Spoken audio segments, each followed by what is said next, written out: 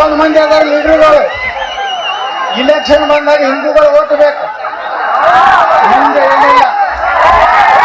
ಅವಾಗ ಏನಂತ ಕೊಡ್ತದೆ, ಎಲ್ಲರೂ ಬೇಕು ಓಟ್ ಹಾಕಿದವ್ರು ಮೊದಲ ಅವ್ರಿಗೆ ಧನ್ಯವಾದ ಹೇಳ್ಬೇಕು. ಸಿದ್ದರಾಮಯ್ಯನವರು ಕರ್ನಾಟಕ ಮುಖ್ಯಮಂತ್ರಿ ವಿಧಾನಸಭೆಗೆ ಕೇಳಿದ್ರು, ಏನ್ ಮಿಸ್ಟರ್ ಯತ್ನಾಳ್ ಏನೋ ತಪ್ಪಿಗೆ ಹಾಕೊಂಡವ್ರು ಓಟ್ ಬೇಡ ಅಂದಿತ್ತಲ್ಲ. ನಾ ಹೇಳಿದೆ ಮುಖ್ಯಮಂತ್ರಿಗಳಿಗೆ, ಹೌದ್ರಿ ಸಿದ್ದರಾಮಯ್ಯ ಸಾಹೇಬ್ರೆ, ನಾ ತಪ್ಪಿಗೆ ಹಾಕೊಂಡು ಯಾವ ತಪ್ಪಿಗೆ ನಿಮಗ್ ಗುರ್ತ,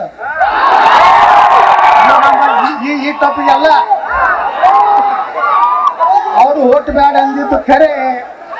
ನಾ ಏನು ನಿಮಗೆ ಅಂಜುವುದಿಲ್ಲ, ನಿಮ್ಮ ಉಪಮುಖ್ಯಮಂತ್ರಿಗೆ ಅಂಜುವುದಿಲ್ಲ, ಏನೂ ಗೊತ್ತಿಲ್ಲಾರಂತ ಗೃಹ ಮಂತ್ರಿಗೆ ಮೊದಲೇ ಅಂಜೋದಿಲ್ಲ. ಹಂಗಾದ್ರೆ ನೀವು ಕರ್ನಾಟಕದ ಮುಖ್ಯಮಂತ್ರಿ ಹಂಗಾಗ್ತೀರಿ ಎತ್ತಾಳ ತಂದ್ರು. ಕಪಿಗೆ ರಹಿತ ಹಿಂದೂಗಳ ಓಟಿನಿಂದ ಕರ್ನಾಟಕದ ಮುಖ್ಯಮಂತ್ರಿ.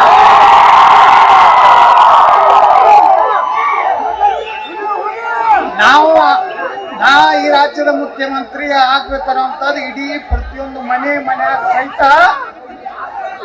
ಜನ ನಿರ್ಣಯ ಮಾಡ್ಯಾರ, ನಾವಲ್ಲ. ಜನರ ಬಾಯಾಗ ಒಂದ್ ಬರ್ಲಾಕತ್ತು ಅಂದ್ರ ರಾಜಕಾರಣದಾಗ ಒಮ್ಮೆ ವಾಜಪೇಯಿ ಅವ್ರು ಪ್ರಧಾನಮಂತ್ರಿ ಆಗ್ಬೇಕಂತ ಹೇಳಿ ಜನರ ಬಾಯಾಗ ಬತ್ತು, ಅವ್ರು ಪ್ರಧಾನಮಂತ್ರಿ ಆದ್ರು. ನರೇಂದ್ರ ಮೋದಿ ಅವರು ಪ್ರಧಾನಮಂತ್ರಿ ಆಗ್ಬೇಕಂತ ಇಡೀ ದೇಶದ ಜನ ಅವರು ಪ್ರಧಾನಮಂತ್ರಿ ಆದರು. ನರೇಂದ್ರ ಮೋದಿ ಅವ್ರ ನಂತರ ಯಾರು ಪ್ರಧಾನಮಂತ್ರಿ ಆಗ್ಬೇಕು ಈಗಾಗಲೇ ಡಿಸೈಡ್ ಮಾಡಿ